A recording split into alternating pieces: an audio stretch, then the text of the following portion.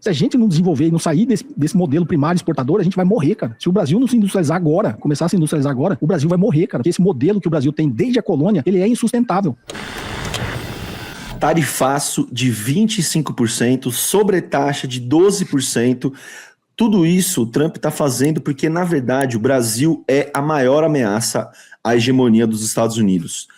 Esse corte vai explicar tudo e não vai deixar dúvidas. Com a palavra, José Cobori no Três Irmãos. Vai, Renato. Perfeitamente. O Brasil foi pelo Visconde de Cairu. Qual que era a grande diferença?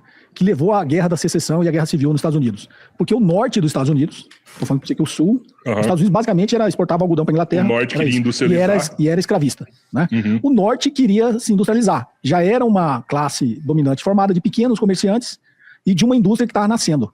E aí o norte, no embate com o sul dos Estados Unidos, falou assim: por que a gente está exportando algodão in natura para os caras se a gente não produz aqui? Porque exportava na primeira Revolução Industrial na Inglaterra para a indústria têxtil. Por que a gente não industrializa isso aqui, não beneficia isso nos Estados Unidos? Vamos fazer o tecido aqui, né? Já faz o tecido, exporta o tecido. E o sul dos Estados Unidos, não. Por que eu vou fazer isso? Eu vendo sem trabalho nenhum, só tiro, mando, meu trabalho é escravo, eu estou ficando rico. Não quero isso. Para que eu vou querer desenvolver a economia? Parece alguém que eu conheço, hein? Parece alguns amiguinhos do agronegócio que eu conheço, hein? Já ouvi essa história em algum lugar. Pois é, eu não vou nem... Eu só concordo. Vai, pode ir. E aí, isso que levou à Guerra da Secessão. Foi o norte, para quem conhece a história, foi o norte contra o sul. E o norte venceu. Né? O norte era contra a escravidão primeiro. Para você desenvolver uma indústria e vender produto, você não pode só exportar. Você precisa ter um mercado interno. Concorda? Foi exatamente também a pressão da Inglaterra nas colônias da Inglaterra e no Brasil para acabar com a escravidão. Porque você imagina, a primeira revolução industrial é produção de indústria têxtil. Produz camiseta, calça. Precisa de cliente. Precisa de mercado. Vender. O imperialismo vem disso, né? O imperialismo é o quê? É quando você precisa sair das suas fronteiras porque o seu mercado interno já é pequeno para você. E escravo não compra. Então você já tem uma crise, como diria Karl Marx, a crise de superprodução. Eu produzo mais do que eu mesmo consigo consumir, eu preciso de novos mercados. Então o imperialismo, o estágio superior do capitalismo é isso, eu preciso ir para outros mercados. Por isso que a Inglaterra saiu colonizando o mundo inteiro. E a Inglaterra, como aqui era colonizado pelos portugueses, eles fizeram pressão para cá. Até porque a Inglaterra é desse tamanhozinho assim, né? E eu tava vendo um levantamento esses dias, e chat, né? Que dos 194, visão, né? Se eu não me engano, 194 países que tem no mundo, que são, né, considerados e reconhecidos pela ONU, a Inglaterra já invadiu, em determinado momento da história, mais de 170 deles, mano. Mano, é uma loucura, né? Acho que são 174. Tá ligado? Cacete. Acho que são 174. Não, e assim, é impressionante, né, mano? Pro tamanho do país que é, velho, é um bagulho impressionante, velho. Não, assim, é descomunal. E eu acho que é importante também a reflexão rápida sobre o que o Cobori tá falando, pra gente entender que, assim, a escravidão não acabou... em todos os lugares do mundo onde teve algum tipo de luta ou algum tipo de pressão pelo fim da escravidão, por mais que a gente teve um movimento abolicionista aqui no Brasil muito forte, assim como teve nos Estados Unidos também, a escravidão acabou não porque, por exemplo, o norte dos Estados Unidos, o exército do norte dos Estados Unidos era bonzinho e era libertário porque queria libertar os escravos, ou assim como a princesa Isabel aqui no Brasil, não era porque ela era contra, ela era a favor dos direitos igualitários ao homem, não, porque tinha uma pressão econômica, chegou-se num estágio tanto da era industrial e de revoluções industriais, que é o que o Cobori está falando, você precisava de mercado consumidor. Então você tinha mão de obra escravizada, que não era uma mão de obra remunerada, tanto nos Estados Unidos quanto no Brasil, guardadas as devidas proporções, e que não era, portanto, uma classe consumidora. E você precisava mudar esse panorama na sociedade. Então houve uma pressão em dado momento histórico, principalmente da Inglaterra, para que se tivesse uma nova classe consumidora ali. Para não parecer que tem nenhum bonzinho na história, né? Não, perfeito o comentário, Daniel. Muito bonito, inclusive parabéns, tá? Tá quase se formando, né? Metade do ano que vem. Em breve, Daniel, o historiador oficial. Vou mostrar o laudo. O diploma, o laudo. O laudo de história. Vou mostrar o diploma aqui na live para vocês. Vai. Qual que era o raciocínio simples deles? Se eu produzo roupa para vender, estou simplificando, tá? Eram outros. Se eu produzo camiseta para vender e eu quero vender para o Brasil, quem compra camiseta no Brasil? Só os senhores de engenheiro fazendeiro, porque os homens livres são pobres. dessa massa que eu falei. O resto é escravo, não tem renda. Vou vender para quem? Então essa pressão da Inglaterra para acabar com a escravidão tinha esse interesse econômico, de mercado, ele precisava de mercado. O norte dos Estados Unidos, que queria se industrializar, também pressionou e entrou em guerra com o sul para acabar com a escravidão, porque se eles se industrializassem, eles vão... E o mercado interno? Ele tem que acabar com a escravidão. As pessoas precisam ter renda para comprar as coisas. Entendeu? Então, o norte dos Estados Unidos entrou em guerra justamente por essa visão dessa classe dominante do norte dos Estados Unidos que queria desenvolver a economia do país. E eles ganharam, os Estados Unidos se desenvolveu. E nós não. A gente ficou com a mentalidade do sul dos Estados Unidos. O Visconde de Cairu, inclusive, tem uma frase famosa que é deixar fazer, deixar comprar e deixar vender. Que era exatamente essa mentalidade da nossa classe dominante. Desde que eu esteja vendendo e eu consiga, com essa riqueza que eu estou gerando, reproduzir a vida de um cidadão britânico rico, para mim é o que interessa, porque eu estou preocupado com escravo, com trabalhador, não estou preocupado com ninguém. Então a diferença do Brasil sempre foi a nossa classe dominante. A nossa classe dominante nunca pensou em desenvolver a economia do país para a sociedade toda. E até hoje é assim. Porque com o excedente econômico que a gente gera na agroindústria, por que a gente não desenvolve? Nós somos um dos maiores consumidores de implementos agrícolas do mundo, cara. Nós somos, primeiro, um dos maiores produtores de produtos agrícolas e, com isso, um dos maiores mercados consumidores de implementos agrícolas, de sementes, de fertilizantes. E a gente importa tudo, né? Então a gente tem um mercado para isso que nós mesmos geramos com o agronegócio. Por que a gente não usa uma parte desse excedente para desenvolver a indústria aqui no Brasil? Por que a gente não produz os implementos agrícolas aqui? A gente tinha SLC, por que a gente não cria? Ou no limite lá atrás não tivesse deixado a SLC morrer? Né? Por que a gente não... inclusive o Paulo Guedes, né? Rifou as empresas da Petrobras que produziam fertilizante. Uhum. Ou seja, a gente está sempre no caminho contrário, cara, do mundo, do que é preciso fazer. Dá rapidão, Rê, uma pausa aí, rapidinho. Só fazer um comentário rápido também. Talvez tenha a ver com... E aí eu não sei, então é só uma suposição. Talvez tenha a ver com isso que o Cobori está falando, que o Brasil não se industrializa em algumas indústrias que são mais específicas, porque a gente não paga imposto, né? Os exportadores não pagam imposto em exportação de produtos primários. Então, produtos que eles não são refinados, ou que não passam por nenhum processo de melhoria ou de lapidação, aprimoramento, essas matérias-primas, elas são exportadas sem pagar nenhum tipo de imposto. Talvez os próprios produtores não queiram que se criem indústrias especializadas, porque daí, a partir desse momento, teria que pagar imposto em cima de exportação, tá ligado? E aí você tem, obviamente, o interesse do empresariado de fora, que exerce uma pressão muito grande, e que tem no Brasil um mercado consumidor muito grande desses produtos, aí sim, já que passaram por algum processo de lapidação industrial, que fazem um lobby gigantesco para que o Brasil também não se industrialize, tá ligado? E aquilo também, né, ele tá falando, essa é a classe dominante brasileira, e isso é muito interessante para os países imperialistas, né, porque aí eles não vão ter uma concorrência que seria fortíssima, que é um país grande como o Brasil, que é rico em recursos naturais e etc, tá ligado? Então, assim, é interessante para os países do capitalismo central que não se desenvolva mais uma concorrência, porque concorrência, na verdade, é tudo que o capitalista não quer, uma concorrência. Lógico. E também a classe dominante brasileira está muito bem obrigado, porque eles estão cheios de dinheiro e foda-se, mano. É isso. Então, o que a gente precisa ter na mentalidade da classe dominante é isso, é que o Brasil tem riqueza para todo mundo, cara.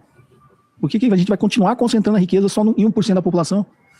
Não tem lógica isso, até porque esse modelo não é durável. O que o mundo, a gente está vendo essa mudança na ordem mundial, o que vai acontecer com o Brasil, com a economia no estágio que a gente está? Se a gente não desenvolver e não sair desse modelo primário exportador, a gente vai morrer, cara. Se o Brasil não se industrializar agora, começar a se industrializar agora, o Brasil vai morrer, cara, porque esse modelo que o Brasil tem desde a colônia, ele é insustentável. Com essa mudança da ordem mundial, de agora uma ordem multipolar, né, com cluster de poder na China, na Rússia, os Estados Unidos agora com a doutrina Monroe querendo dominar. Por que os Estados Unidos está fazendo com o Brasil? Os Estados Unidos está fazendo com o Brasil porque ele, até hipoteticamente assim, você é a China, você é a Rússia, eu sou os Estados Unidos. Eu dominava o mundo inteiro. Tá tranquilo. Agora, já vi que não dá. Já olhei aqui para a Rússia e já falei para a Europa, ó, vocês se viram aí com a Rússia. Deixa aí. Tá lá no conflito do Irã porque ele quer ferrar a China, porque o Irã passa a cadeia logística ali. Você viu que pelo mar tem os gargalos que o Irã tá provando que ele consegue ferrar a economia mundial se fechar os gargalos, né? Fechou lá o Estreito de Hormuz, agora o Bab el-Mandeb, lá se quiser ferrar a China, vai lá no Estreito de Malaca, no Estreito de Taiwan, por isso a guerra com Taiwan, né? O canal de Suez no limite é do Egito, se eles quiserem fechar, eles fecham, né? Eles estão cercando a Rússia ali por causa do Mar Negro, que é a única saída que a Rússia tem para o Mar Mediterrâneo. Tudo isso tem a ver com logística, cara. Então, se eles fecharem os gargalos marítimos, como é que eles acabam de ferrar a China? Porque a China tem uma saída ferroviária que cruza o Irã, cara. Então, se os Estados Unidos conseguirem tomar o Irã, ele ferra a China. Então a lógica da geopolítica aí tá tudo em cima disso. tá? Mano, o bagulho é xadrez 4D fortemente, né, velho? Total, mano. É o jogo de War, tá ligado? Os tanquinhos, os Elevado a soldadinhos, assim. 500ª potência, né, velho? Mas é louco você pensar que, além de tudo, todas essas zonas que ele tá falando viram zonas de influência também. Então, tipo assim, você tinha um canal do Panamá que o governo dos Estados Unidos, né, sob o nome do Donald Trump, começou acho que de uns 2 anos para cá, que ele voltou a falar, não, porque a gente vai retomar o canal do Panamá e tal, biriri, bororó, porque, assim, quem tinha feito investimentos e tudo mais para uma reestruturação do canal do Panamá era o governo chinês. Porque em vários lugares a China faz isso. A China investe em infraestrutura, tá ligado? A China não investe em soft power, sei lá, Coca-Cola e Super-Homem. Ela investe em infraestrutura, porque, óbvio, eles têm interesses econômicos nos lugares também, mas não é o interesse de um domínio ideológico, teoricamente. Eles investem em infraestrutura, né, fornecem aquela infraestrutura, eles acabam gerando mão de obra, postos de trabalho e tudo mais, vira uma relação de interesse para eles, mas que eles acabam desenvolvendo o país que está sediando aquilo tudo também. E óbvio que os Estados Unidos não quer influência deles, principalmente no canal do Panamá. Mas todos esses lugares viram todas zonas de influência, tá ligado? No Oriente Médio, ali, obviamente, no Irã, a própria Ucrânia. Então, todos esses lugares são zonas de interesse dos Estados Unidos, né? Dessa hegemonia deles. Né? Total. E o Donald Trump tá só assim. Gostaria que você agora utilizasse a força total do Mega Brain com o Cop Chief, que está acionado no sistema. Ele precisa investigar mais. Então, o Cop Chief dele era, né? O Elon Musk, né, mano? Ele trocando ideia com o Elon Musk, né? Que o Elon Musk, ó, deu linha. Tem que ficar esperto, porque agora, se ele não conseguir com esse conflito do Irã, ele já largou a Rússia pra Europa. Falou, você tá até querendo sair da OTAN. Você se vira aí com a Rússia. Mas a América no limite, do Sul, quando ele não abre mão, vai dar certo ali no Irã e não vai dar certo, ele vai falar assim, deixar a Rússia pra lá. Por que a doutrina, a nova estratégia de segurança nacional, ele fez questão de falar que ele ressuscitar a doutrina Monroe e falar assim, América dos americanos. Porque ele falou, cara, se eu largar essa parte do mundo, eu tenho que cuidar disso aqui. Eu tenho que cuidar das Américas. As Américas são minhas. E esse ataque que os Estados Unidos estão fazendo no Brasil é simplesmente isso. Ele quer manter o Brasil uma economia primária exportadora para ele. Sim. Para ele. A gente não pode remover o teto de gastos. Até porque se os Estados Unidos quiser se reindustrializar, ele vai precisar de países com a dimensão do Brasil para exportar matéria-prima para ele. Então ele está de olho na nossa economia primária exportadora, que para ele é interessante manter assim, e está interessado, inclusive, agora nas nossas terras raras. E ouvindo, assim, o Cobori é insano, né, mano? O cara é crânio demais, absurdo. A leitura é absurda, mano. E é vendo isso que ele fala também que a gente entende a importância que vai ser essa eleição agora, né, mano? Tipo, porque a diferença, por mais que a gente critique muito o governo Lula, de que, assim, tem muitas críticas que a gente pode fazer a privatizações, a fala uma coisa faz outra, a não combate o suficiente, tipo, existe muita coisa que dá para criticar o governo, mas assim, na minha opinião, o mínimo está sendo feito com relação à política internacional, né, mano? Assim, a parada tá taxando de volta, tá ligado?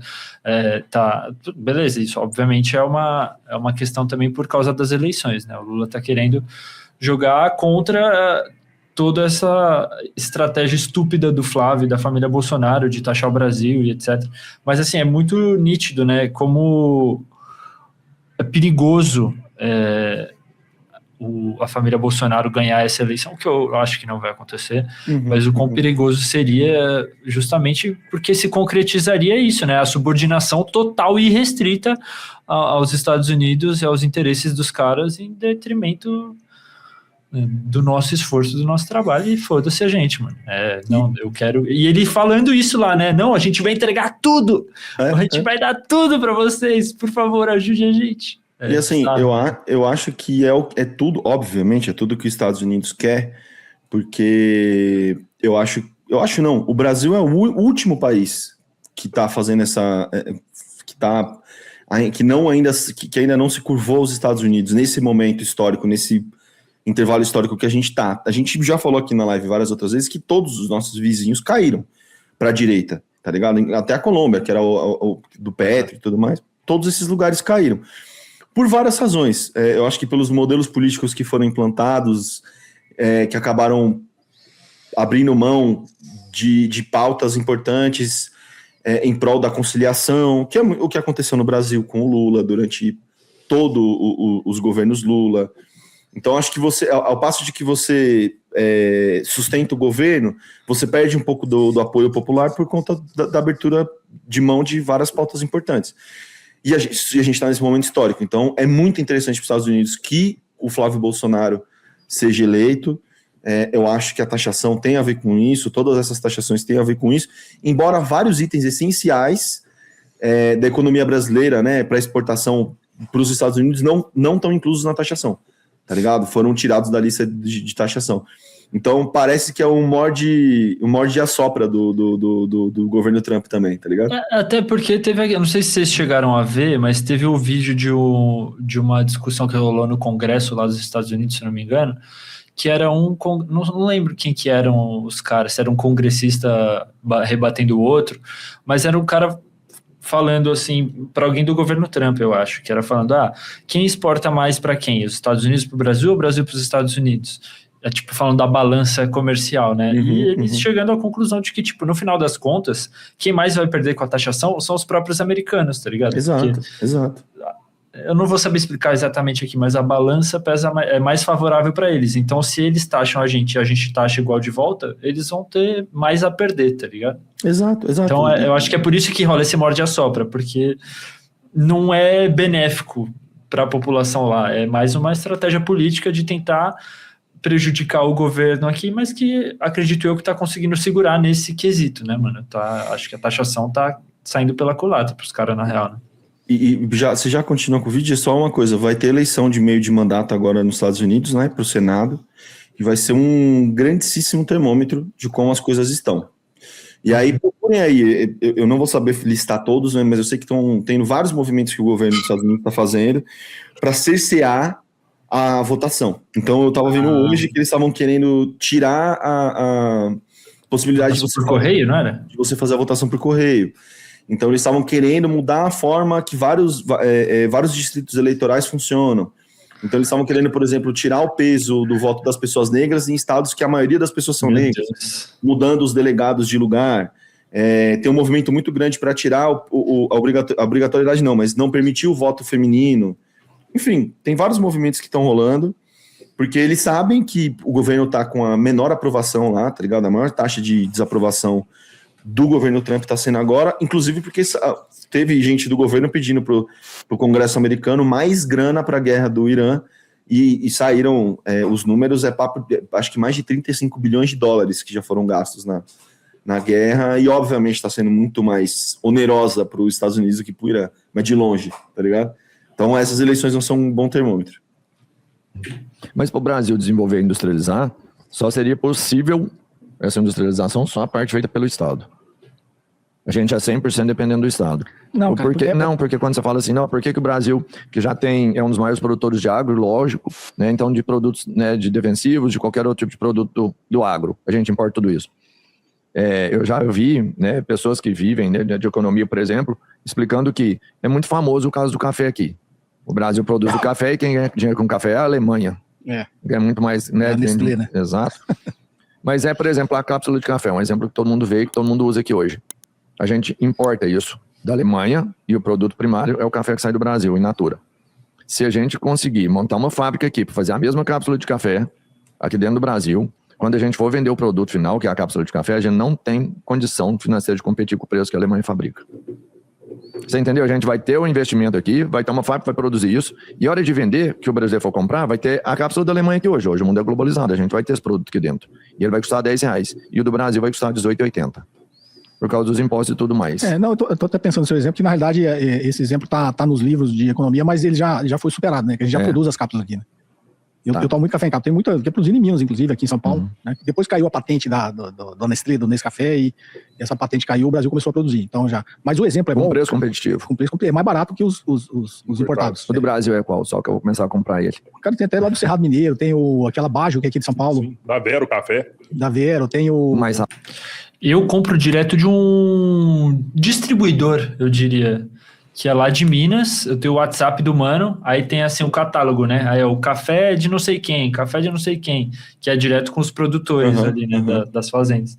Aí eu peço ali no Zap direto, ele manda o Pix, Aí eu mando o Pix lá pra ele, pá, mano, aqui, ele até manda assim, né, toda vez que você vai comprar.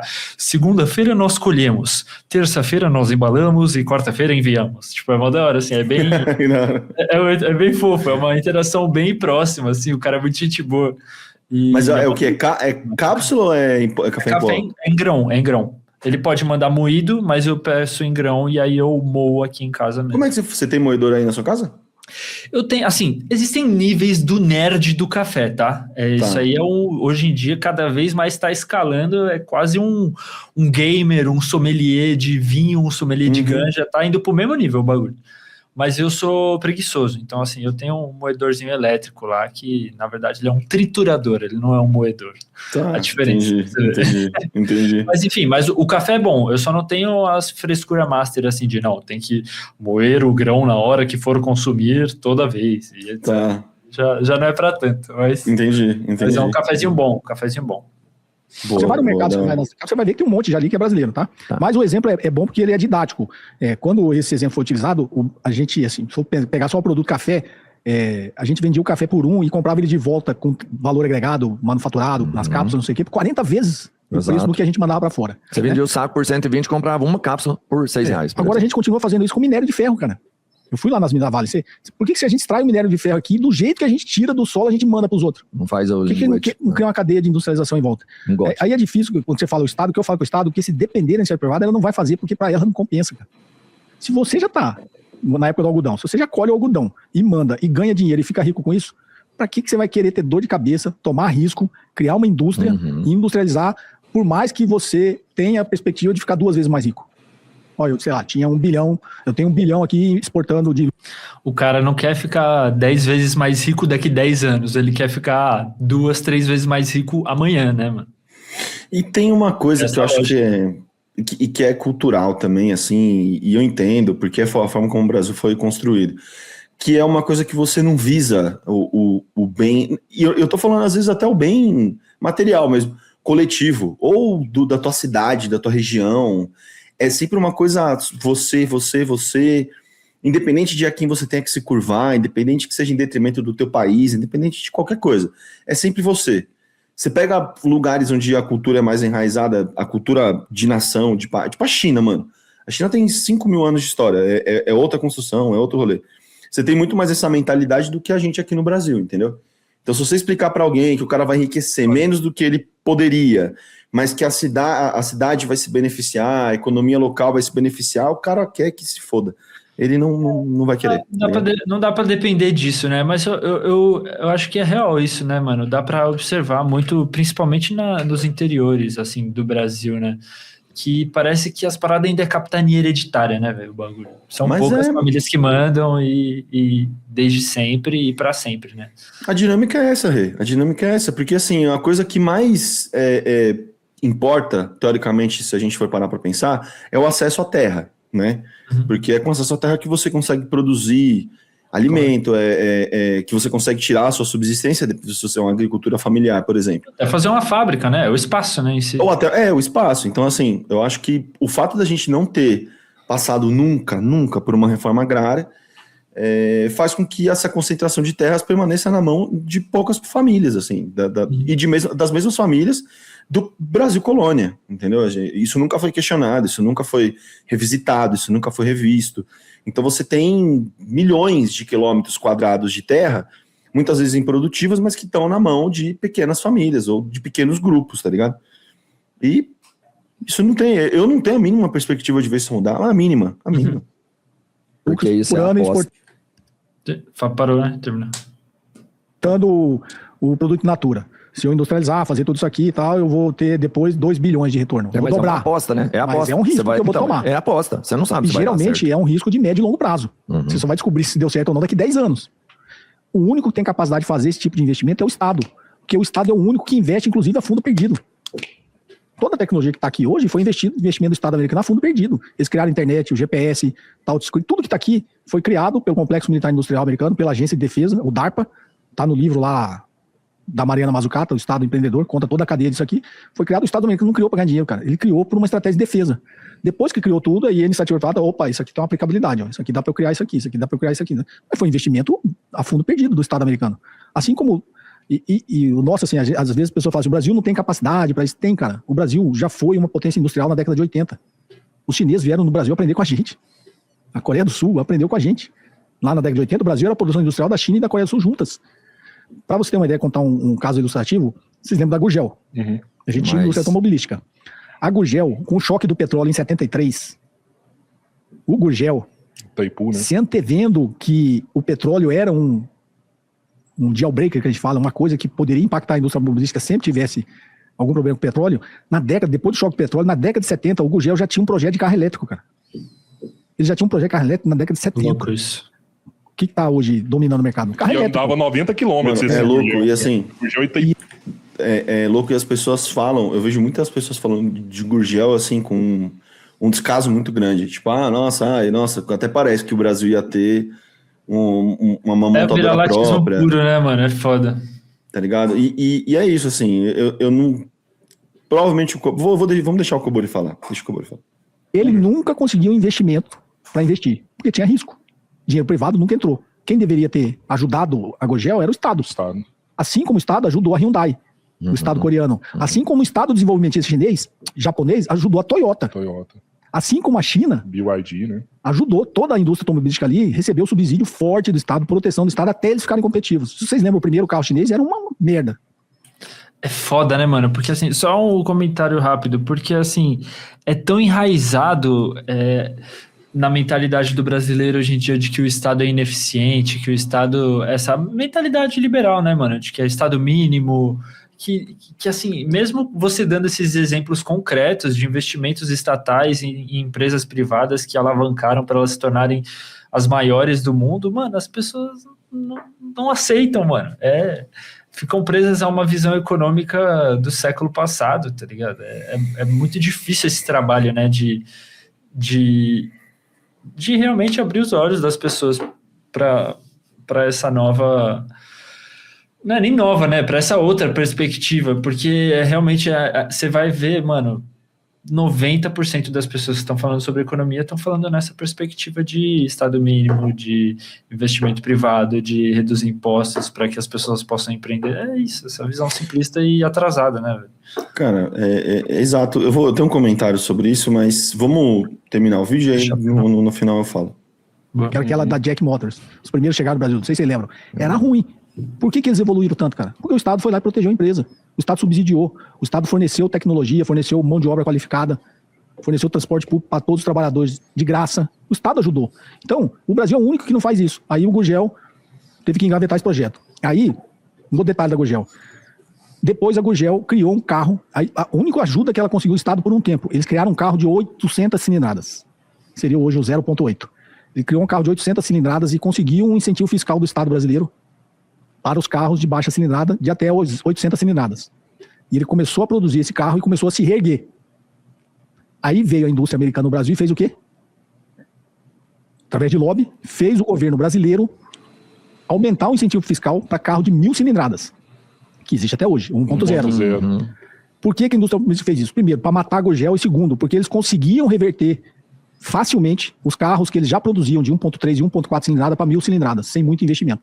Caralho. E eles fizeram esse lobby e conseguiram fazer isso. E aí o Estado brasileiro foi lá e mudou a lei para privilegiar essas empresas americanas. Você entendeu, mano? Assim, o que eu ia comentar é nesse sentido. O Estado brasileiro, assim, principalmente, eu vou falar bem genericamente, assim, bem toscamente, desde sempre, mas teve muito essa questão de ser muito entreguista, porque sempre se formaram diversos lobbies aqui em detrimento da indústria nacional, em detrimento de grandes produtores nacional, para você favorecer montadoras e empresas dos Estados Unidos, da Europa, e recentemente, aproveitando essa brecha, as montadoras japonesas, asiáticas no geral, coreanas, japonesas e chinesas, tá ligado? Mas é isso, mano, você tinha a Gurgel, você tinha esse projeto nacional de uma indústria automobilística nacional, que provavelmente os carros seriam a preços acessíveis, com uma tecnologia de ponta e projetos de carro elétrico, como o Cobori está falando, e isso foi pro buraco, né, favorecendo a indústria gringa através de lobby com o governo, mano, porque alguns setores do governo, alguns setores às vezes do legislativo ali, foram favorecidos de novo, em detrimento da indústria nacional, para favorecer montadora gringa, porque eles sabiam do poderio da indústria nacional de bater de frente com eles, mano. E que daí eles sairiam perdendo, é óbvio que eles sairiam perdendo.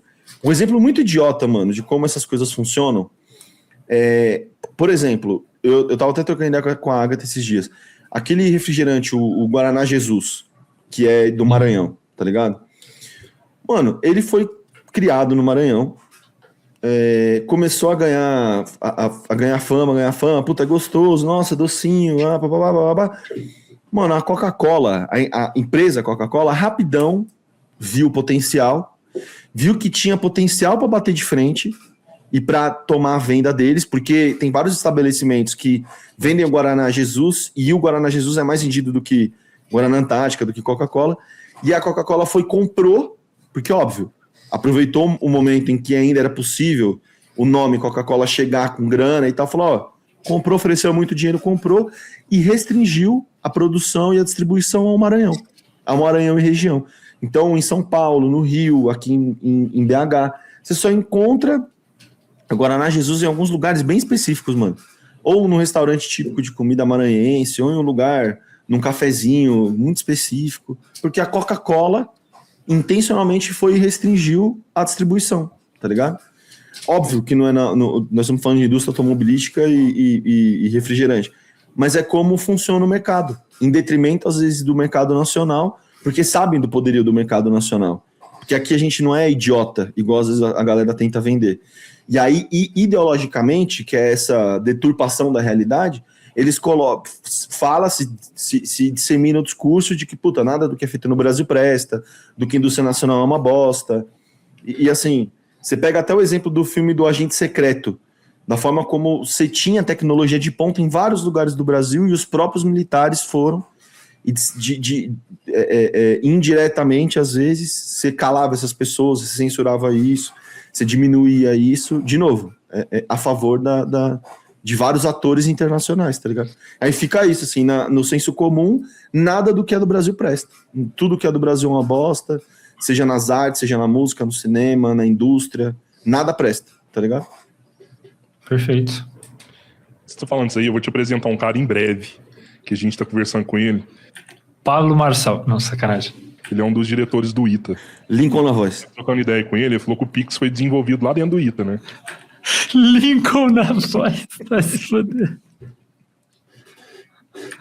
E que uma das evoluções do Pix para quebrar o sistema SWIFT. Não fala isso, você vai estragar o projeto facilitação do cara, Não, ele vai falar isso aqui, a gente vai fazer um episódio em breve com esse cara aqui, a gente vai trazer um cara lá do ITA, pra vocês verem a gente trocando ideia, eu quero que o Cobori venha nesse episódio. Uma das evoluções do Pix é para melhorar a forma de pagamento e quebrar o sistema SWIFT. Inclusive, ele falou que o Pix está sendo atacado, um dos motivos é esse, que os Estados Unidos sabem do potencial do Pix de quebrar essa forma de pagamento. É outro exemplo, mano. É outro exemplo, Rê. Tá ligado? É outro exemplo. O Pix é outro exemplo, mano. É uma transação rápida, fácil, você não paga taxa, é melhor para você que tá pagando, é melhor pro empreendedor ali, para quem tá vendendo, porque não tem taxa de maquininha, de cartão, de nada. É uma transação rápida, segura ali, porra, rapidão. Aqui o comprovante, pega o telefone, pá. Por isso que os caras estão atacando. E o pior de tudo é você ver uma porrada de brasileiro, mano, safado, falando, não, realmente o Pix tem problema, porque você tem que pegar o telefone e abrir o aplicativo, tal, não sei o quê. E aí achando que a gente tem que se submeter a um sistema de pagamento que está sendo desenvolvido nos Estados Unidos, similar ao Pix, mas dos caras, tá ligado? Você vê brasileiro defendendo isso, mano. Você vê brasileiro no legislativo, no alto escalão da política defendendo isso. Aí é marretada. Não é só Mastercard, Visa, não. É uma parada que pode tirar a hegemonia do dólar, né, cara? Sim. Essa é a grande preocupação deles. Primeiro, foi um lobby da Mastercard, da Visa com o Donald Trump. Você sabe que o Donald Trump é meio parecido com o Bolsonaro, né? Quando perguntaram pro Trump o negócio do Pix, ele falou que ele era contra o Pix, perguntaram pra ele, ele não sabia o que era o Pix. Ele só repetiu o que a Master e a Visa falou pra ele, lá nos Estados Unidos. Quando eu brinco assim que é igual ao Bolsonaro, porque quando o Banco Central lançou o Pix, não sei se vocês lembram lá, o Bolsonaro no cercadinho, um repórter perguntou pra ele, parabéns aí pelo Pix. Ele, tal, e ele achava que o Pix era uma coisa da ANAC, né, da aviação civil. Não. É tipo aqueles vídeos, né? A galera chegou, Bolsonaro, o que você faria se seu filho usasse Pix? Ele não. Eu mandava aprender! Eu mandava Vagabundo. aprender, vagabundo. O 01 nunca faria isso, usa Pix. Botava pra fora de casa, né? Tá ok? O que você faria se o seu filho usasse Pix, Bolsonaro? Todos os dias. Eu botava ele pra fora de casa. Ou seja, ele conta que ele criou, ele nem sabia o que era. Então, assim, e o BRICS já começou a fazer alguns estudos que envolvem, né, a tecnologia do Pix, para fazer o BRICS Pay, né? Uhum.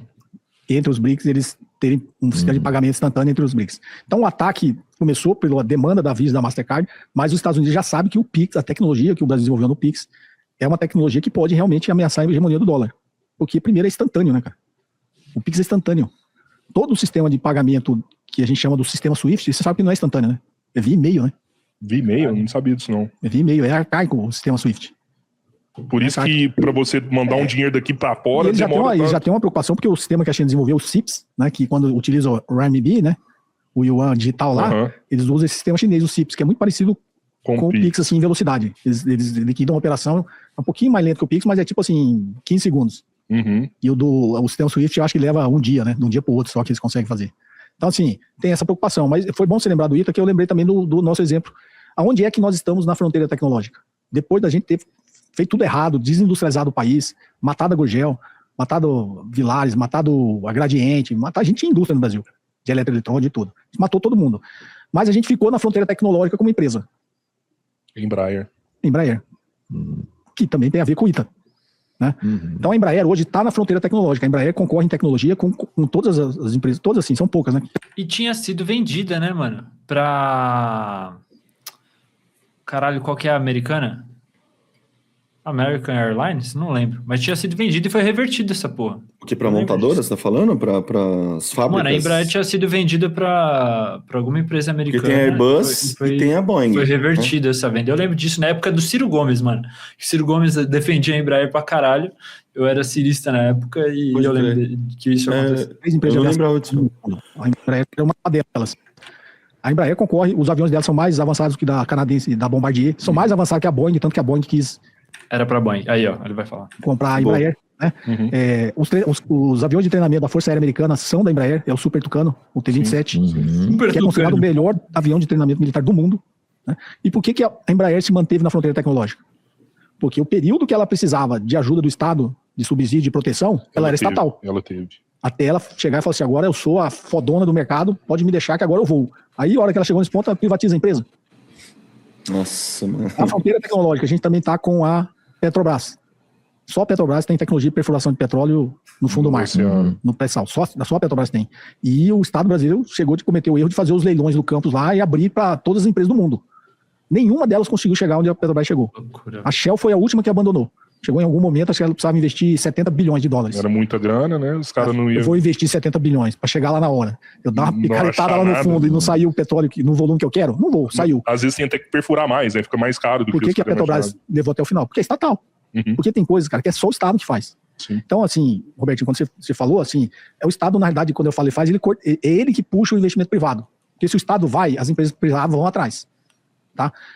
Porque quando a gente falou, o agronegócio vai se preocupar em industrializar e criar implementos agrícolas no Brasil? Não vai, cara, é o Estado que tem que pensar nisso. Porque para eles tá bom, eles estão ganhando dinheiro, cara. Para que ele vai correr o risco de vou ajudar a criar, ou vou eu criar uma indústria de implementos agrícolas? Não, compro pronto lá do cara. Não tem risco nenhum. Perfeito, é isso. É isso, gente. Pô, baita vídeo, tá? Gostei bastante. Bom, né? Pô, o Cobori é bom demais. Cobori é muito bom. Tudo de Cobori bom. é muito bom. Como eu diria.